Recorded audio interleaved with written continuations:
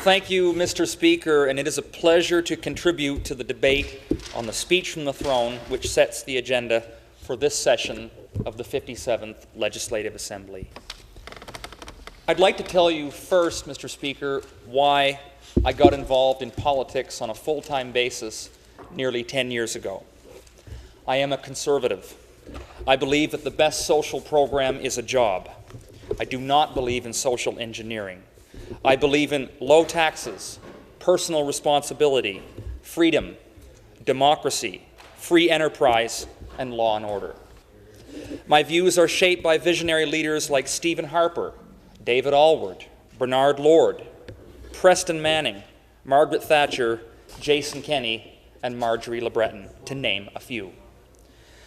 I had the wonderful privilege of working for the Harper government for 6 years in Ottawa, both in opposition and government. And I will never forget January 23, 2006, when we ended 13 years of Liberal mismanagement and elected a unified Conservative Party to government in Ottawa that set out to get the work done for all Canadians. Hear, hear. And that feeling was only replicated in September 2010, when I was elected as the MLA for Victoria-Tobique, and a new progressive Conservative government led by the member from Woodstock, David Alward, came to office to clean up the colossal mess that we inherited. It was a beautiful day for New Brunswick to start the rebuilding process, Mr. Speaker. And that's true for many of us in this chamber. Many of us were elected 3 years ago.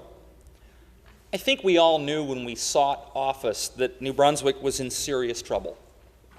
The concern over the welfare of our province we love compelled us to seek the support of our fellow citizens, and ultimately that trust was bestowed on each member of this Assembly.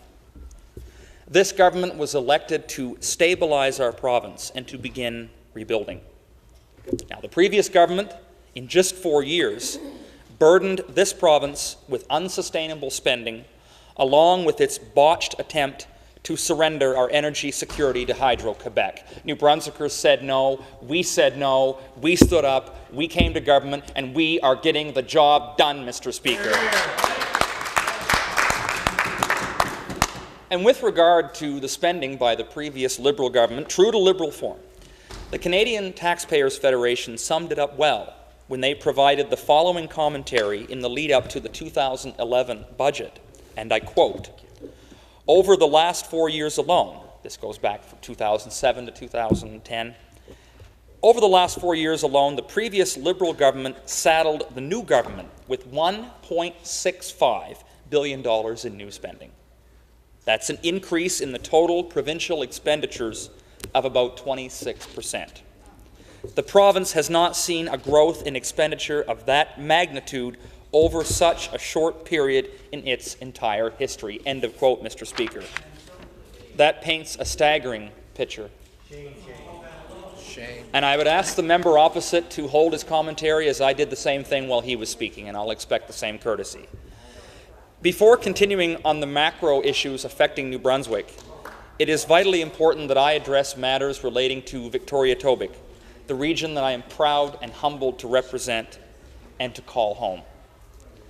In the spring of 2012, we faced the most devastating flood in our recorded history. Homes and businesses were lost, lives turned upside down, and residents and business owners alike faced financial ruin and unstable futures. But this government acted immediately, and I must commend our Premier for leading the charge. Even before the waters had subsided, this government enacted the Disaster Financial Assistance Program, which provided funds to assist with recovery.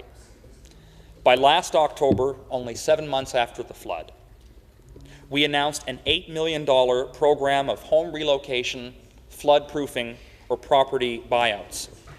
This was a tailor-made program for the community of Perth Andover. Now, some opposition voices like to decry the program and hearken back to days when things were supposedly better. But I must point out, for the record, Mr. Speaker, the relocation program in 1993 was the result of 6 years of work and collaboration and 2 floods, 1987 and 1993. And this seems to be conveniently overlooked from time to time. Our government acted quickly, decisively, and responsibly. We're getting the work done, we're helping people move to higher ground, and we're building a more secure future for the people of Perth Andover and surrounding communities, and indeed people across this province, Mr. Speaker. We did all this during one of the deepest recessions and during the most turbulent and uncertain fiscal situation New Brunswick has ever endured. And Mr. Speaker, I recognize that there remain unanswered questions and additional requests coming from our business community that suffered a great deal of loss, and I will continue to work beside them. Challenges do remain for all victims of our flood. Some homes have yet to be moved, and given the colder weather setting in, there is understandable frustration, but the work continues, and my message is this. I will keep working beside each and every one of the residents affected by this flood. They are never out of my thoughts, and they are always in my prayers. I have borne witness to the character of our people. They are resilient in the face of adversity, compassionate to their fellow citizens, and eager to secure a safer future. And I proudly stand beside them. And by way of mention, Mr. Speaker, I'd like to salute the current Minister of Environment and Local Government for his collaboration on these projects, and also the former minister, who is now the Minister of Economic Development, for his steadfast assistance during turbulent times. Thank you very much for your work, and I'd like to give both of them a big hand right now.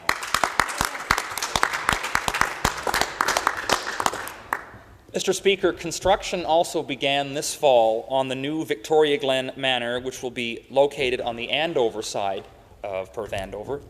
And I wish to commend my colleague, the Minister of Social Development, and her predecessor, the current Minister of Government Services, for their willingness to endure my incessant phone calls, emails, and general pleading.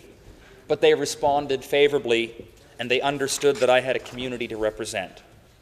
The previous Liberal government issued glowing press releases before their ultimate demise, proudly trumpeting that new facilities would be built. But they had no plan, no funding was arranged, and that left nursing home administrators and boards of directors in the lurch. This Conservative government recalibrated the plan, found cost savings, and unveiled a real, tangible plan. And Mr. Speaker, our plan is one that respects the senior citizens of this province while also respecting taxpayers at large, who ultimately pay for all of this, Mr. Speaker. We're getting the work done. That's what needed to happen, and that is the work of a responsible, caring, and compassionate government led by David Alward, Mr. Speaker.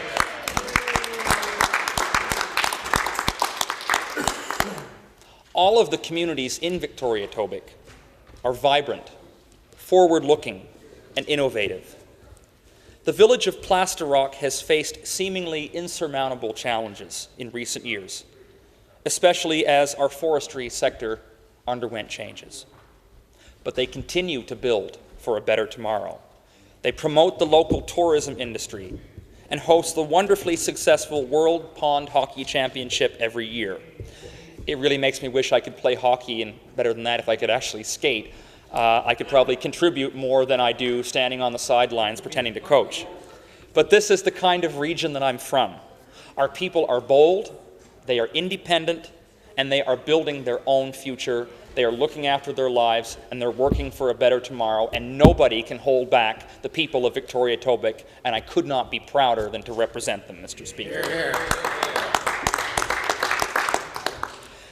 All 55 ridings, which will soon become 49, all of our ridings form part of the provincial whole. We have a dual responsibility as MLAs. We advocate and represent our regions, but we also contribute to the province as a whole.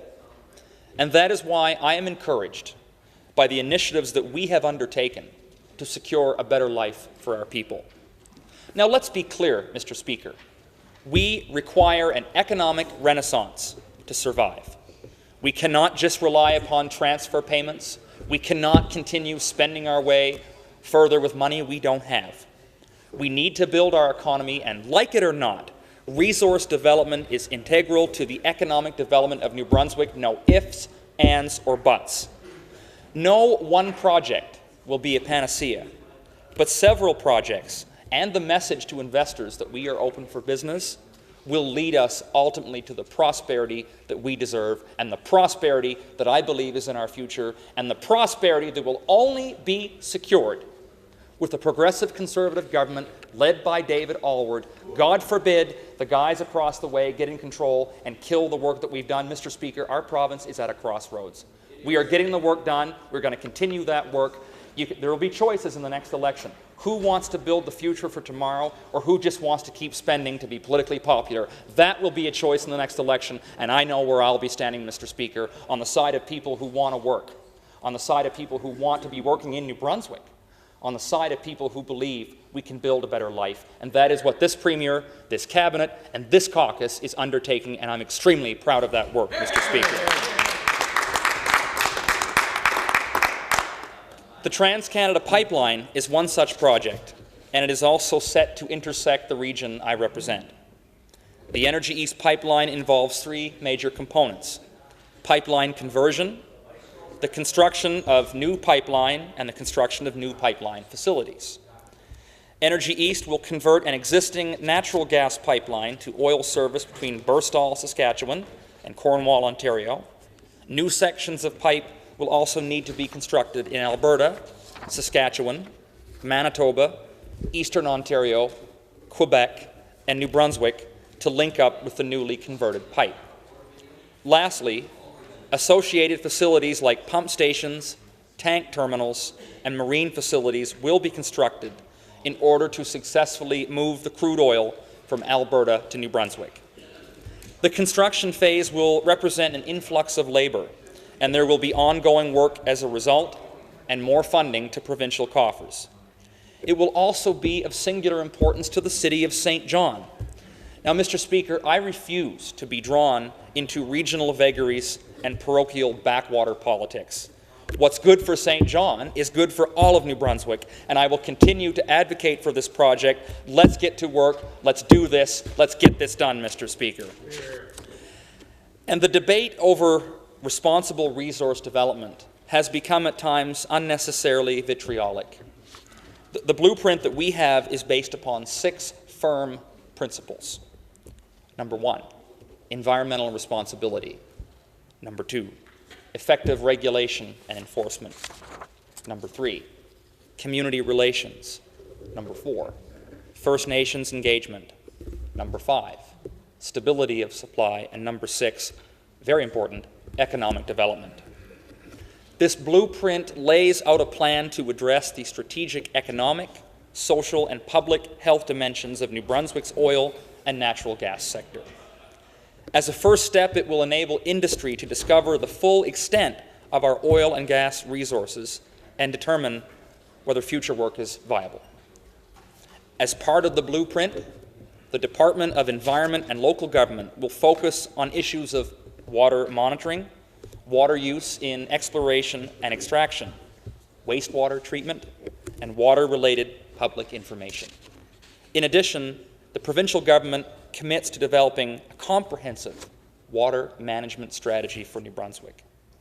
The government also commits to developing a compliance and enforcement strategy for the oil and gas sector to ensure a coordinated approach to inspection and enforcement, and to provide sufficient resources to manage inspection and enforcement activities. Let's get to work. Let's get this done, Mr. Speaker. Let's find out what we have for a resource. We should at least be willing to do that. Let's work together, and let's lower the temperature of this vitriolic debate. It doesn't need to be that way, Mr. Speaker. And let's also be clear. The Premier has said this time and again. The jurisdictions that are thriving in this country are utilizing their resources to their maximum potential. Yes, they diversify their economies, but resource development becomes integral to that development. And I've always believed in the adage that high tides raise all boats. We want to send the message that we're open for business. New Brunswick is a place to invest. New Brunswick is a place to work. New Brunswick is a place to raise your family. That's our history, and my friends, that can be our future with the roadmap that this progressive Conservative government has laid out, Mr. Speaker, and I'm proud to support that blueprint and that work by the Minister of Energy and the Premier, Mr. Speaker. Recent demonstrations do not paint a picture of the New Brunswick that I know, where the rule of law must always prevail. Let's send that message, and to our expatriates who are living and working in Alberta, that we're open for business. I'd like to have them all on a one-way flight home from Fort McMurray. We want them working here, building their communities here, raising their families, visiting with their parents and grandparents and children and grandchildren. That's part of community, and that's part of family life. Now, the Liberals and the NDP the NDP's opposed, the Liberals, we think they might be kind of opposed this week, but I really cannot keep clear on what their position is on this issue. In their platform in 2010, they wanted to, quote, expedite development. Expedite. I'll say it again, they wanted to expedite development. Now, I want to be fair to my colleagues. I want to be fair to my colleagues on both sides of the floor and the ones who are not in the chamber. They speak about diversifying the economy, but without providing concrete examples. I'll give the NDP credit for exploring ideas, which is a stark contrast to the Liberal Party, which has become completely vacuous in stunning similarity to the federal cousins led by Justin Trudeau. And also, Mr. Speaker, I wasn't expecting that kind of reaction from them anyway. Reforming and rebuilding New Brunswick also means tackling the behemoth that is the public sector pension plan. Our government has arrived at a stable, long-term plan that respects public sector pensioners while respecting taxpayers who have been on the hook for shortfalls for far too long. Kevin Lacey of the Canadian Taxpayers Federation recently wrote, both the Liberals and and I quote, both the Liberals and the NDP have sided with pensioners and against hard-working taxpayers who've been propping up government worker pensions for years.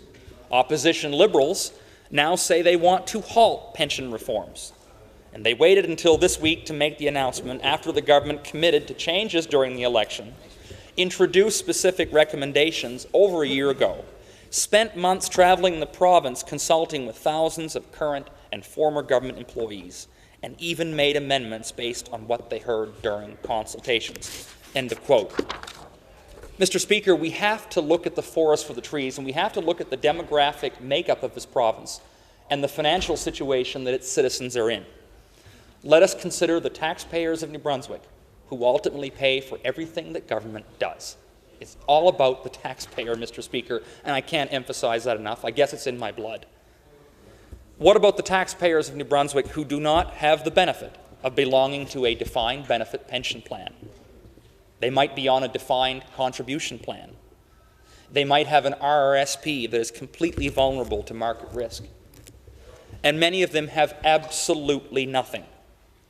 What is being asked of public sector retirees is minimal, and it secures their plan for the long term. And Mr. Speaker, I will be proudly voting in favor of changes to the Public Service Superannuation Act. Let's get to work. Let's get this done. Let's help build our future for tomorrow, Mr. Speaker. I understand the frustration of my colleagues opposite because they find it annoying that they're facing a government that does have a stable plan to secure the future of New Brunswick. That's what we are doing. We are focused on results. We are focused on managing responsibly, and we are focused on rebuilding New Brunswick. And I would ask that all members of this chamber contribute to that process and not just simply find fault. You know, we have to work together. We've always worked in a spirit of collaboration and cooperation with members of the opposition. The leader promises a new type of politics, and I'm waiting to see that new type of politics. How long does it take?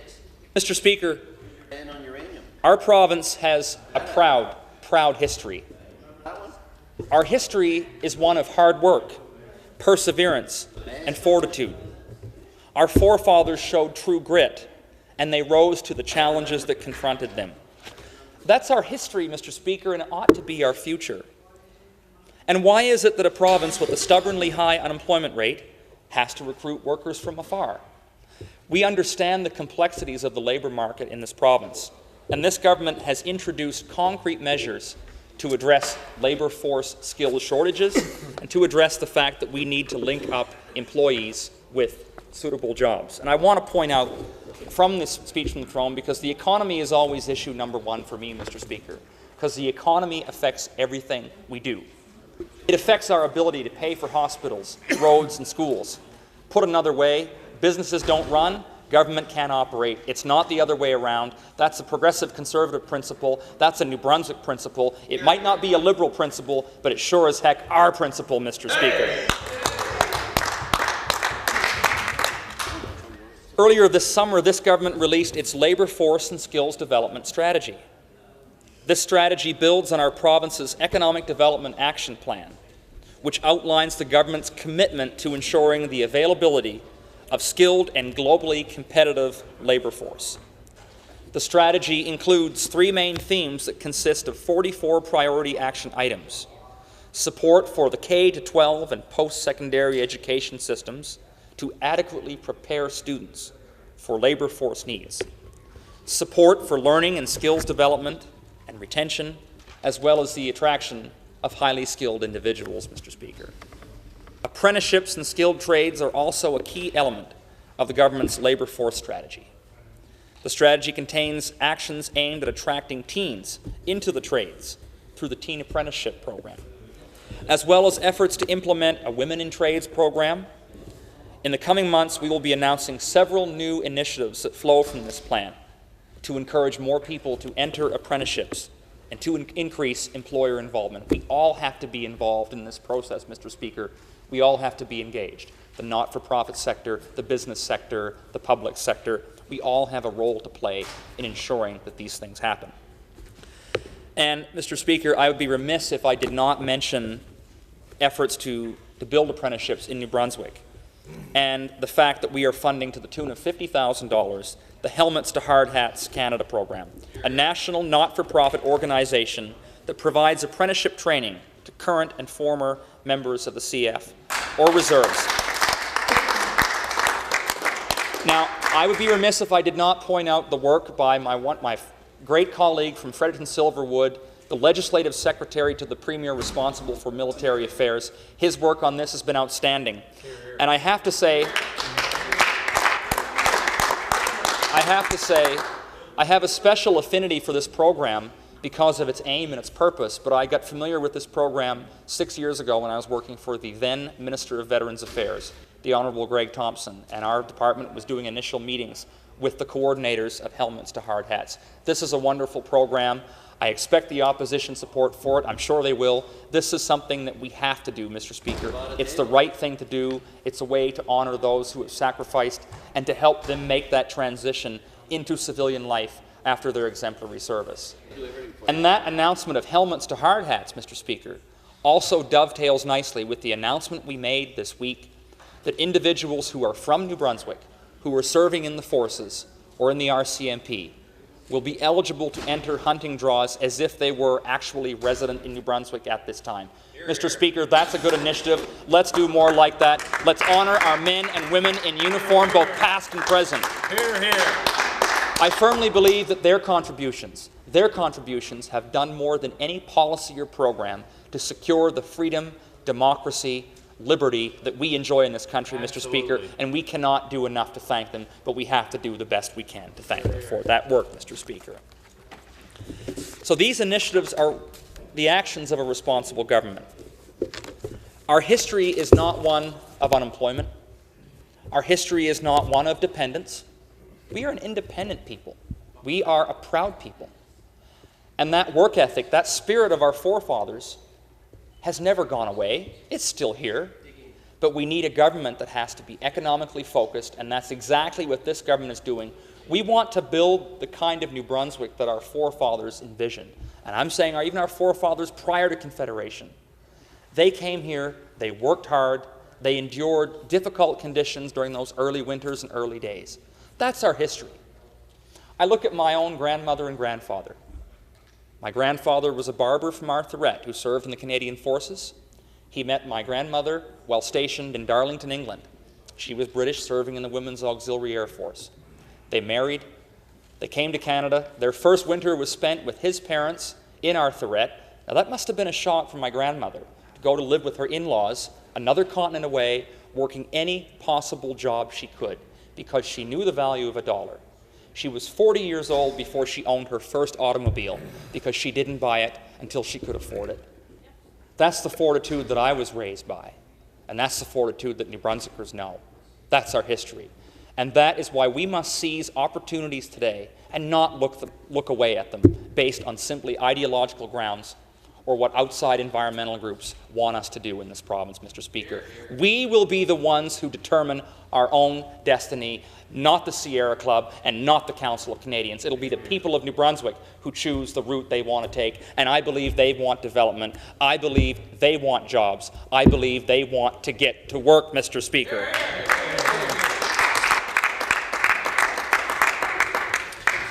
Mr. Speaker, I yearn for an economy that employs all of our existing residents, but also one that is so vibrant we have to have migration to New Brunswick. I believe that immigration will form part of our future. It will help in our economic advancement. And I dream of a New Brunswick that has such jobs to offer. We can employ those who are from here, those who've been in Fort McMurray or Edmonton or Grand Prairie, and those who want to come back, plus still have room for those who wish to move here, to populate our regions, to be part of our schools, to be part of our social fabric. We need to build that economy, and building that economy will ultimately build society. I said earlier I don't believe in social engineering, but I believe in economic reform. We need that. This Premier is committed to that process, and we are going to get the work done, Mr. Speaker. I'd also like to point out that I benefit from having an excellent working relationship with the federal member of Parliament for Tobique-Mactaquac, Mr. Mike Allen. He has been a determined worker and advocate for our region since his election to the House of Commons in 2006, and I know that the other provincial members who fall within his federal district will echo those sentiments.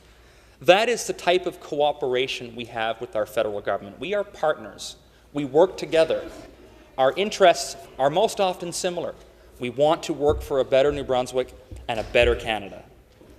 I am very proud of that work, and I'm very proud of the work that our federal government is doing to secure Canada's place in the world, which ultimately benefits New Brunswick. Let's look at the Canada-Europe Free Trade Agreement. This agreement is monumental. It has the ability to have more of an impact on our GDP, more of a positive impact on our GDP, than the FTA or NAFTA did a generation ago. That's what the Prime Minister signed. That's what he worked at. He worked with our premiers, including the Premier, the member from Woodstock, to get this deal done, to make sure it was in the best interest of all Canadians. Our future is based on trade. That is what's going to happen. It's been in Canada's blood for years. We have to seize it, and that is what CETA does. And I'm very proud of the Prime Minister for his work, and I'm very proud of the Premier for his work on that as well. Now, the Ottawa media elite doesn't want to report on that because it's a success story for the Prime Minister and the federal Conservative government, and it's good for Canadians, and that doesn't fit the narrative of the Ottawa media elite. But we are going to work hard to strengthen New Brunswick's place in Canada and Canada's place in the world. That is why the relationship between the federal and provincial governments is a symbiotic one. We want the same things, and that is an enhanced quality of life for our people. So, Mr. Speaker, this throne speech lays out an ambitious agenda for this province. It follows up on 3 years of ambitious undertakings, reforming the public service from the ground up, while also involving members of the public service, finding efficiencies. I have to salute the member for Quispam-Sis, the Minister of Finance, for his unceasing work in finding efficiencies in government and helping to return our province where it needs to be. He's working hard to return our province to fiscal balance because that is what a responsible government does, and that is what the progressive Conservative government led by David Alward is doing, and we are going to keep doing that, Mr. Speaker. It needs to be done. I have to say, Mr. Speaker, that any discussion on New Brunswick, and especially on New Brunswick's finances, would not be complete without discussing health care, given the large percentage of our budget that it consumes. Now, I want to applaud the member for Rothesay, the Minister of Health, for his work in rebuilding our system, for making it patient-focused, for improving outcomes and finding efficiencies where they need to be. In a recent contribution to the Fraser Forum magazine, author Nadim Esmail notes that increased health spending is not the cure, and I quote, "Clearly the argument that Canada can only reduce waiting through increased health spending and/or abandoning universality is, at best, incorrect. The solution to Canada's waiting times woes is sensible health policy reform based on approaches pursued in the developed world's highest performing universal access health insurance programs. End of quote. Mr. Speaker, our ministry